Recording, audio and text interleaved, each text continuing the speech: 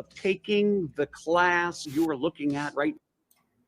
Hey there, aspiring comedians and comedians. Welcome to Greg Dean Stand-Up Comedy Classes. This is the free seminar, my level 1 workshops and classes. Okay, they're available in person in Santa Monica and on Zoom, live teaching with that as well. How to build a routine, probably the very first thing you really need to know. I think my favorite thing about him is this.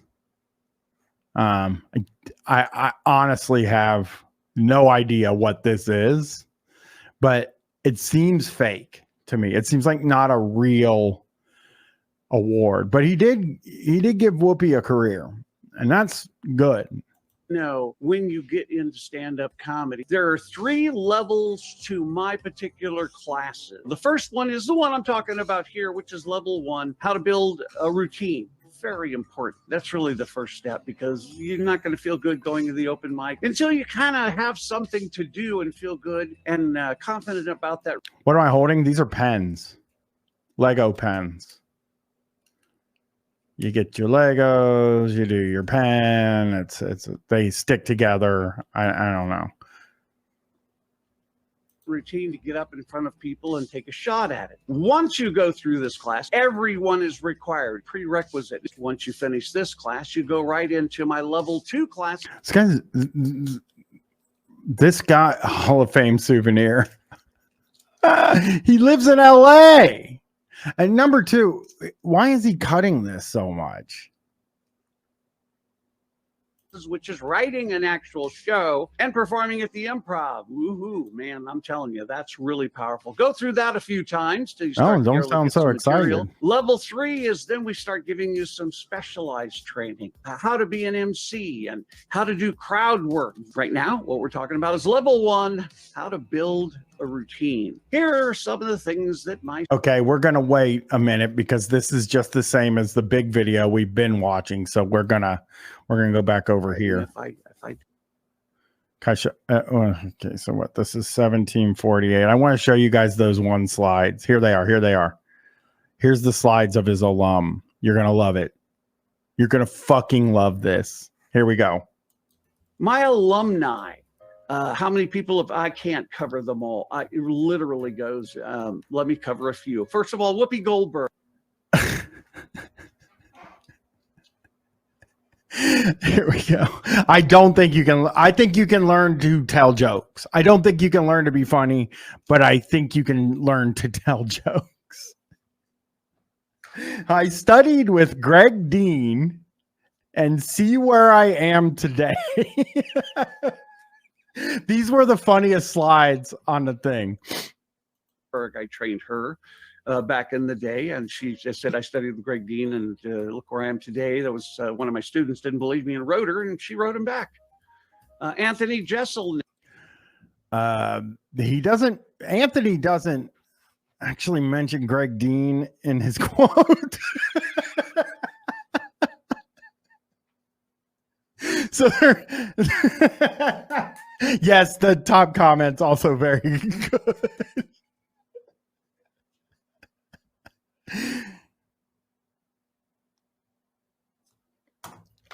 Chris asks if I'm on here. His cat and his dogs always have diarrhea, man. I don't know what goes on with them. Nick, he was dark, and he said, okay, now if it's honest, yeah, that's who you really are. That's fine, And he said, I learned. So Anthony Jeselnik went to Greg Dean and was like, should my comedy be dark? And Greg was like, hey, if that's who you are, you got to do it. And again, the quote, Greg Dean made this thing. Why didn't he just lie? And say, I learned joke writing from Greg Dean. So learn joke writing from the best. Sherry Shepard. No quote at all. Just no quote. Just Sherry Shepard. She's one of my students as well. She's done really well, has a lot of major television shows, performs all over with a lot of my other students, like I saw recently they were on the same bill was Christina P. She goes by Christina Pajitsky. I took a comedy class, ... and I fell in love with it. She's Sherry Shepherd's on The View. So what is in here? What is in these 3 dots? I don't fucking know. She's got Netflix special, Mother Inferior, and Your Mom's Home podcast with her husband, Tom Segura. Your mother's home. Your mom's home. I took a comedy class, which was mine, and I fell in love with it, which is the class and stand-up comedy. So I could go on for quite a while, yet I think point's been made. All right. So I needed you to see. Oh, is the audio doubled up? How? Oh, you know what it might be? Hold on.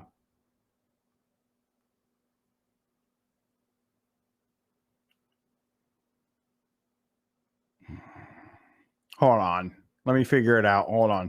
I'm going to close everything else. I think here. Next is my books. I don't know why this is happening. I get what you're saying, though. Hold on. Why did that happen all of a sudden?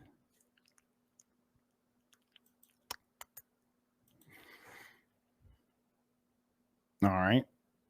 I feel like if I'm gonna fuck with this, Chris's audio is also gonna be doubled. Did I do something weird? What the fuck happened?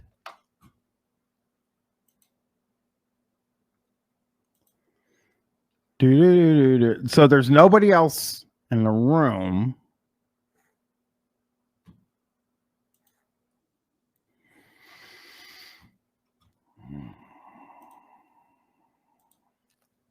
I think I can fix this now. Okay, let's try it.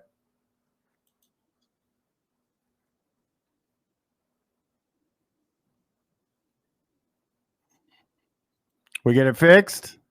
Yeah. I don't know what happened there. Very strange. Wait, let me see this. Okay. Did he Photoshop himself into a... Okay. I'm going to show this picture somebody sent in the chat. I'm sorry I didn't look up your name. This is definitely a Photoshop. There's no way. Lou Bega Freak, thank you. There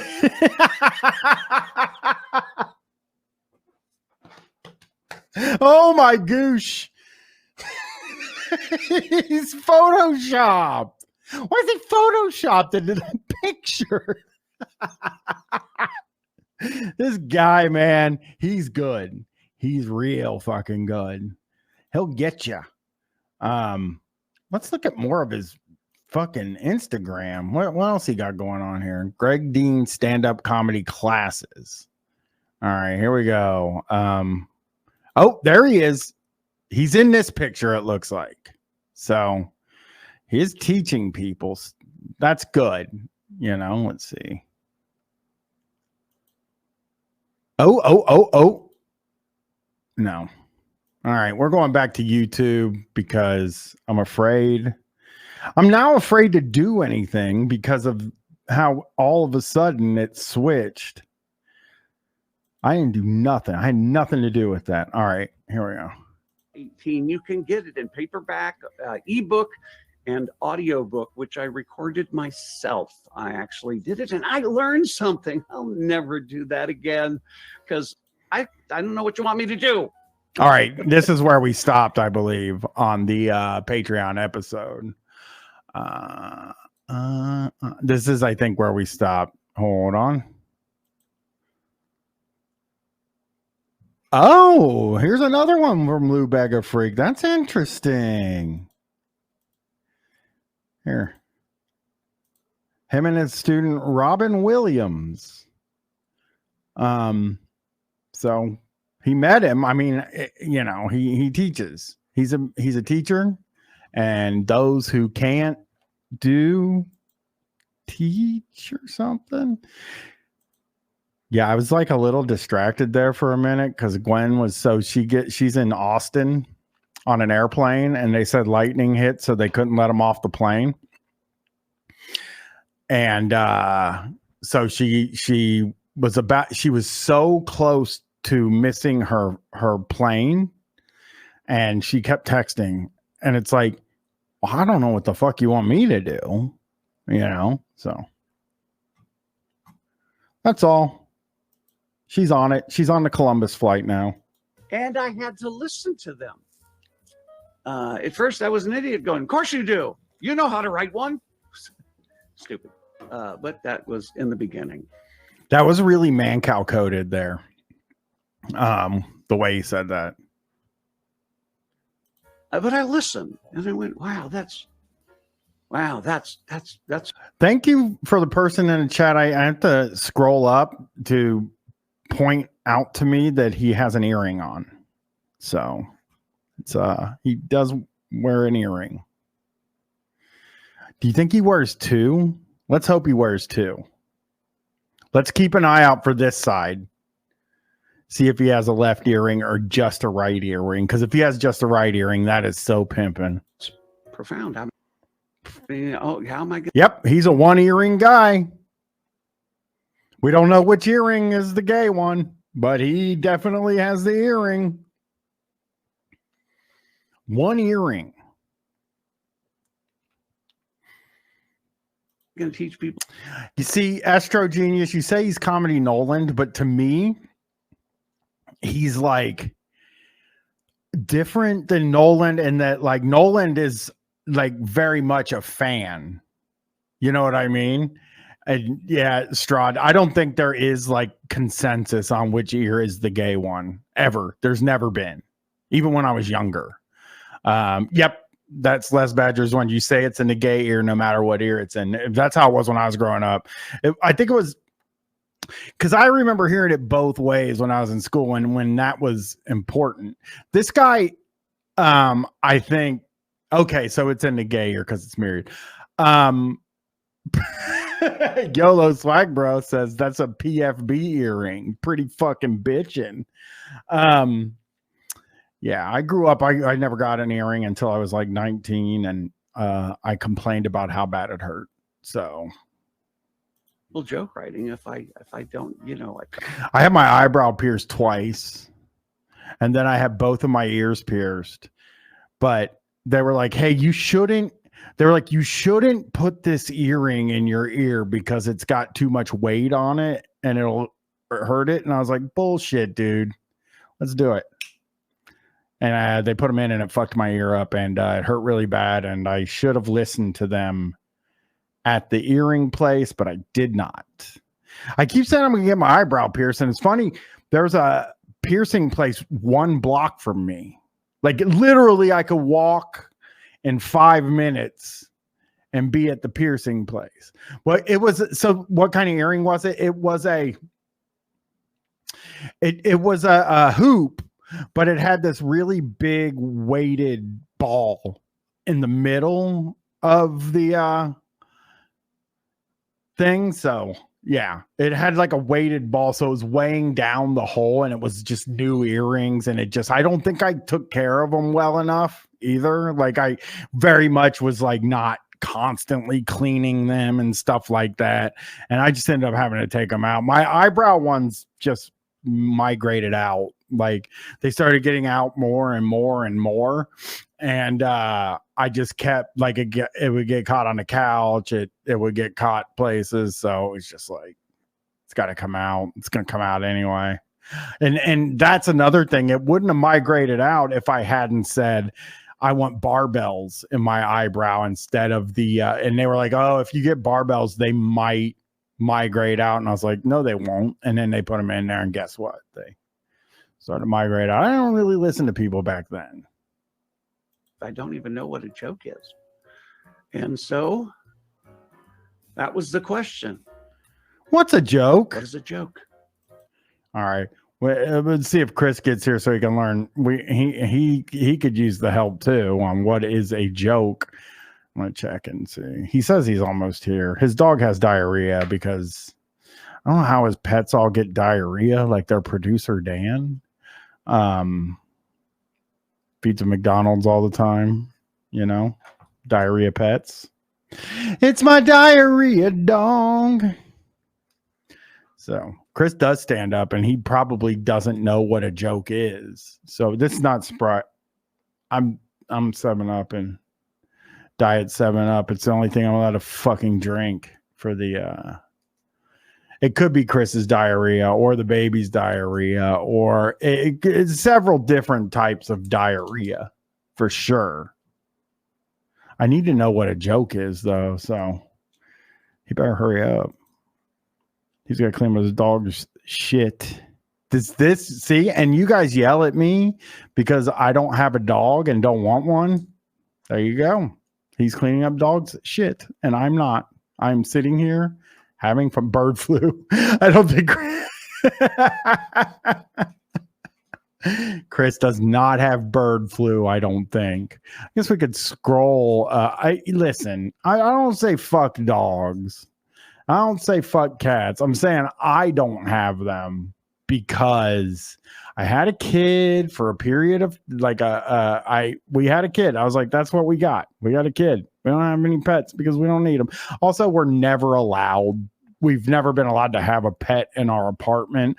Although when I was doing the real estate guys episode, I was reading the r/landlord, and like a lot of them are mad because people get emotional support pets, and then they can't be told they're not allowed to have the pet. So that's become like a huge problem for these landlords. Are like, but I don't want them to have a pet. They're taking advantage of it. It's like, okay, whatever. I mean, they should just, I don't understand why you can't just have one. Which kinds of dogs are the gay ones? I don't know. You'd have to ask a gay guy that. Landlords do hate pets. Not mine. Mine lives next door and has several dogs. We're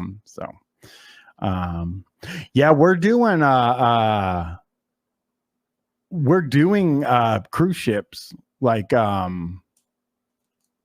we're doing cruise guys next week with no, I'm not doing a gay guys episode. That's like somebody asked me to do a Jewish guys episode. I was like, what the fuck? It wasn't like in a hateful way. It was just something I couldn't do. Yeah, my landlord doesn't like pets, I guess. She doesn't like me to have pets. She has several dogs, but she doesn't like. But you know what? I'm not even bad mouthing her because she lives next door, and I want her to know that I respect her immensely because my apartment's kind of cheap for where it's at, and Yelp reviews of gay sex.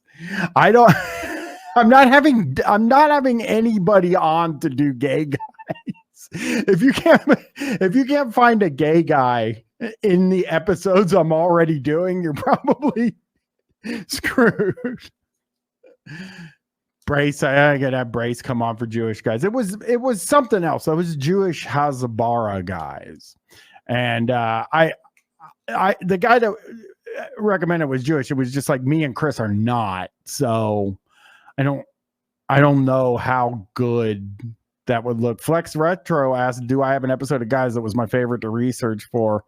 I liked the sex guys episode and the porno guys episode. I thought those were like the funniest ones to research, but Yelp guys, guitar guys, and I'm about to do Rotten Tomato guys, and I'm kind of excited to do that. Well, of course I liked researching. It was funny. I didn't like researching porno guys. So there you go. I hated it. So let's see what's a joke. And the answer took me 17 years. Damn, he's on a pilgrimage. 17 years to come up with a complete model. It'd come in bits and pieces for many years. But I have to tell you, it's a lot of work and a lot of reading and a lot of study and a lot of listening and a lot of looking at a lot of jokes and a lot of performers. Hundreds and hundreds. Maybe thousands. Yeah, I'd say thousands. The question is, what is a joke? He's explaining you know, all that stuff. So let's see. He's heard thousands of jokes. From there, I had to do the invention of joke structure. Oh, he invented that. All right. Been wondering who invented that fucking thing. Let me see, Chris. Yeah, I don't know where he went. He invented the invention of joke structure. So we do have that. It is a joke, and then I had to kind of find a way to communicate it to people. I could kind of understand it, but then there were mechanisms in it that no one had ever identified, and they didn't have names. So, okay, there we go. I keep checking for Chris. I don't want him to miss this, but I also don't know what else to do. I had to learn how to do that. I coined the phrase joke structure to explain the mechanism. Oh, he coined the phrase joke structure. So that is kind of nice. What does that mean? Now I'm at Twitch Inspector. What does that mean? Okay. Mechanisms that connected the setup and the punch, or the first part of the joke and the second part of the joke. That's what joke structure is in my world. It's the mechanisms between the setup and the punch, not setup and punch. They're just the way we go about expressing one-liners. This guy really is. He is claiming to have invented so many things. And for people that don't know, he claims to have invented this stuff in 1982. So I find that extremely interesting. There weren't jokes, joke structure, none of that stuff in 1982. That's no different than saying cartoon or sitcom or sketch. They're all just ways of expressing humor. So here they are. These are the definitions of these three mechanisms. All right, here we go. First, we get some definitions. Fucking finally. You really have to understand this. At the center of all jokes, there's always one thing with two meanings. I'm trying to come up with one now. Maybe we should write a joke together. So there's always one thing with two meanings. I don't think it's true either, Poop Truther. I'm nearly positive that it's not true, that there's always one thing with two meanings. This is not a Toastmasters guy.